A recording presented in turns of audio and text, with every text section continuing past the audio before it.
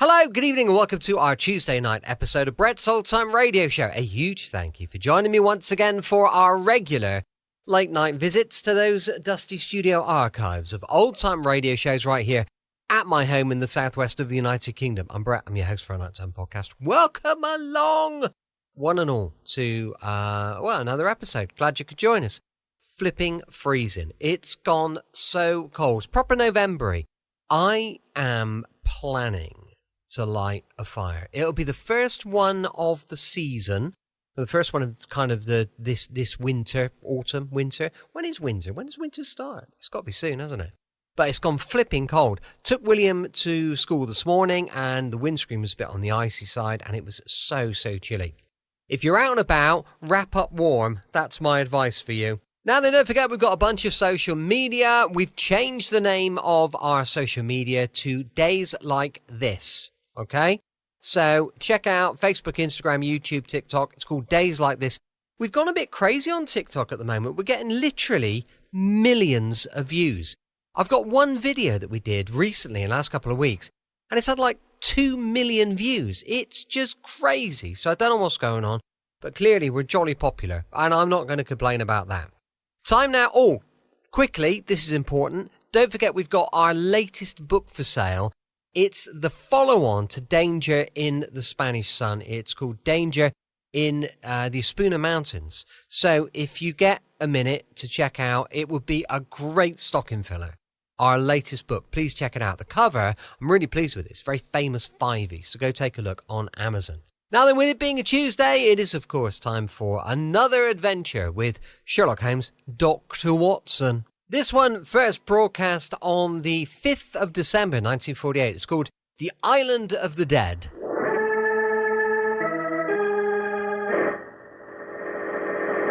From New York City, the makers of Clipper Craft clothes for men and more than 1,200 leading retail stores from coast to coast present Sir Arthur Conan Doyle's immortal character, the world's most famous detective, Sherlock Holmes, starring John Stanley.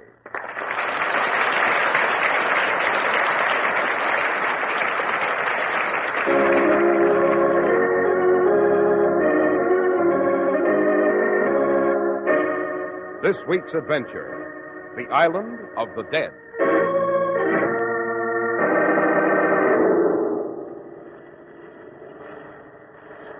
Now look, Holmes, if I stand by the edge of this rock, I can just reach that rope ladder, and we can sneak aboard the ship. Seize the rope, Watson. Quickly. Careful. Got it, Holmes. Up we go. This blasted rope is slippery. Silence, Watson. When you make the slightest sound, someone on that deck will blow our heads off.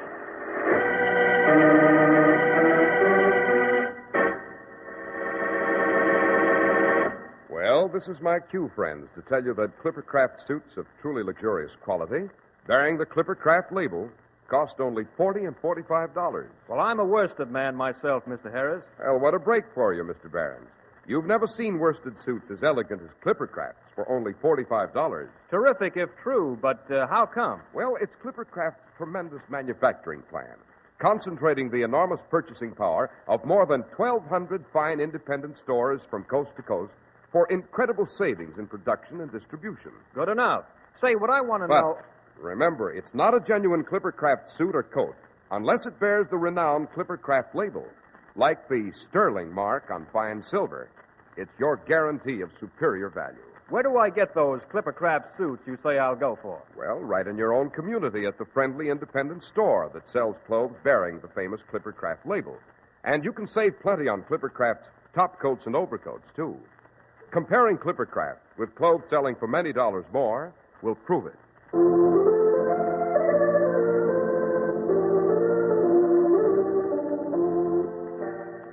Well, Dr. Watson, just what was the Island of the Dead?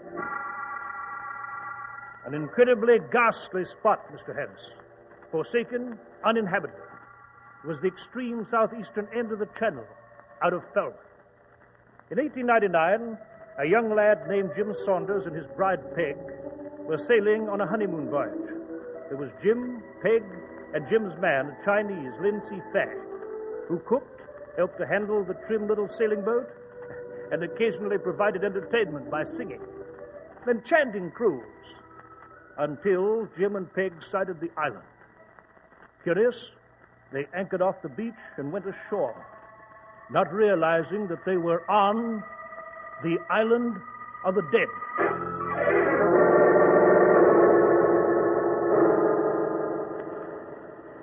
I don't see why Lynn didn't come along with us, Jim.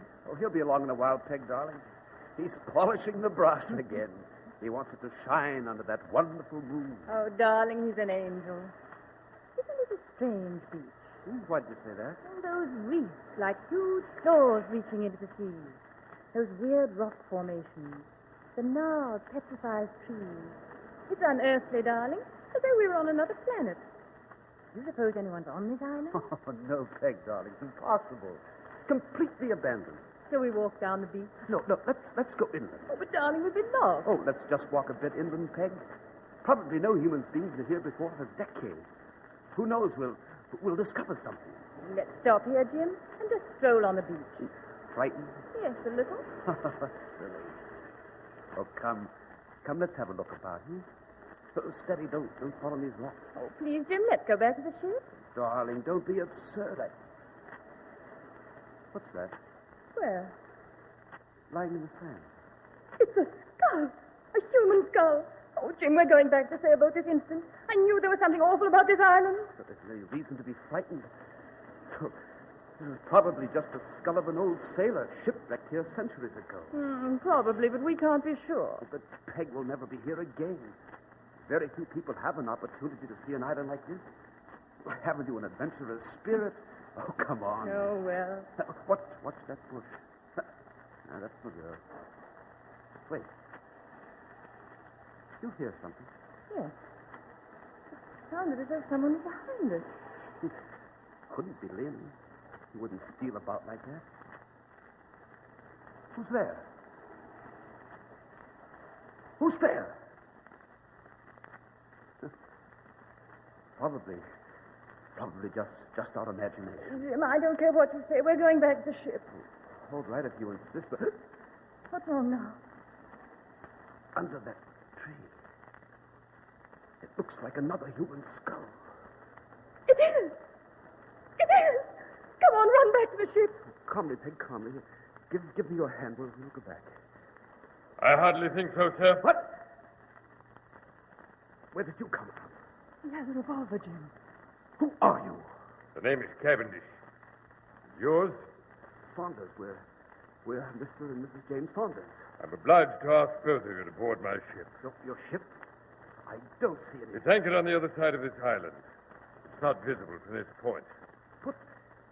Put that revolver down and get out of here. We're going back to our own ship. Answer my question. What are you doing on this island? Just scouting about. We're on our honeymoon. We saw the island, wondered about it. You were not sent here? Of course not. You see, there is the possibility that you were sent to investigate, that this is a ruse. There is also the fact that were I to allow you to leave the island, you might very well report my presence here. In another moment, you would have sighted my ship. Walk along, past that great rock. I shall walk behind you. But who are you? What in the world are you up to? All in good time, ma'am. This is the island of the dead. It is my island. The skulls and bones of Lord knows how many men form a huge mountain of decay and death upon these desolate shores. You still haven't answered our question. What is this all about? Why can't we return to our own ship? Who are these dead men? The identity of the dead really shouldn't matter to you, sir. Very shortly, when I'm ready to set sail, you and your wife will be joining them.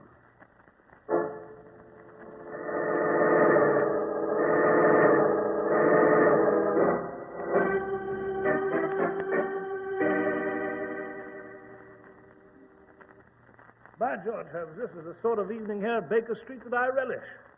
A fire crackling merrily along, adequate time for me to browse through my medical text. And for me to rummage about in the archives of crime, Watson? I regret that your tranquility is about to be disturbed. Oh, really? Yes, on our stairway, there are the steady, distinctive steps of a certain determined gentleman. They are the clumsy feet of the law. In short, our mutual acquaintance, Inspector Lestrade of Scotland Yard. He will now pause for a moment to regain his breath. He will then assume his most authoritative air and knock. Lestrade is of that tiresome breed of humanity that's always predictable. I'll answer it. Well, good evening, Inspector Lestrade. Dr. Watson? Holmes? And Lestrade, aside from the fact that you've traveled here via the underground, that you had luncheon at the Criterion Bar, that you haven't been to Scotland Yard for some time, what additional information have you for me? Oh, Holmes, now really. How do you arrive at those conclusions? Because, my dear Watson, in his left hand, Lestrade carries a variety of sweets sold only in the underground. Upon his shoes are white markings clearly made by a lime wash. The Criterion's repairing its main entrance with a wash, and Lestrade has managed to step into it. There's also a button missing from the sleeve of his jacket. He would never appear at the yard and risk censure without its being replaced. Therefore, he has not been to the yard for some time. I hope, Holmes, that this dazzling display of your brilliance will not be dimmed by the problem I'm about to present. Most unlikely, my dear Lestrade. Most unlikely. Now, look here. There's a young couple, a Jim Saunders and his bride, Peg. Mr. Saunders is the son of Henry Saunders. His father's He's an extremely wealthy collier, owns and operates mines at Newcastle. Yes. Young Jim and his bride set sail from Falmouth on their honeymoon along with a Chinese cook, Lindsay Fang. They're promised to return shortly. But they've vanished. Precisely.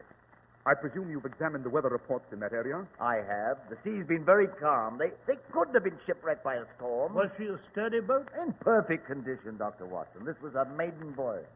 Young Saunders purchased the boat just before the wedding. Now, the elder Saunders is a good deal of a fuss budget. He's worried. He's also rather powerful politically. He turned the yard upside down, demanding an explanation of the couple's whereabouts. Did you telegraph an inquiry to the French coast, Lestrade? I did. And every village along our coast where they might have put in, and there's no sign of them. I see. It was a small vessel. They couldn't possibly have sailed very far.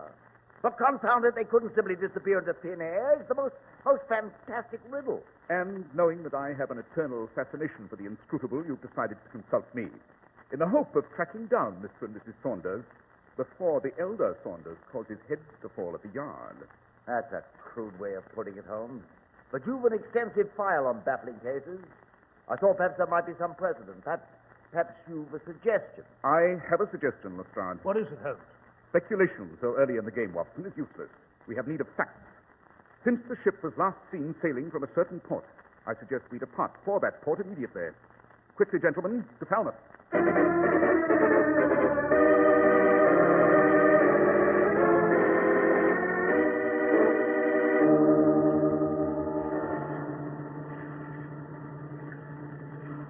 Holmes, I venture to say you've led us on a fruitless and absurd journey. We've learned nothing here at Falmouth Harbor. Lestrade is correct, Holmes.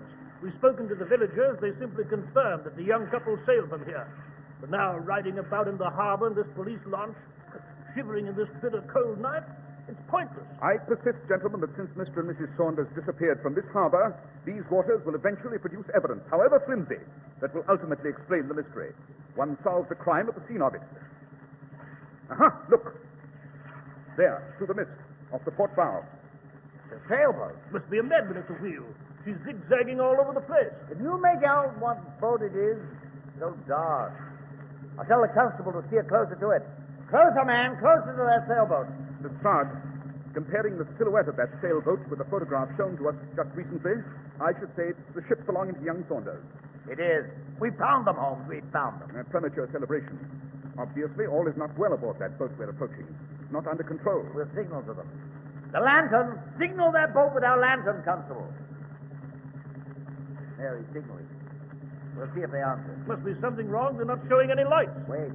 See if they answer our lantern. No, they don't. That boat's lurching badly. Had an accident, you suppose? Sprung a leak? Notice, Lestrade, a dent in the prow. Pull alongside of her. We'll jump aboard. And I suggest it be done with great speed. Heave to, we'll board her.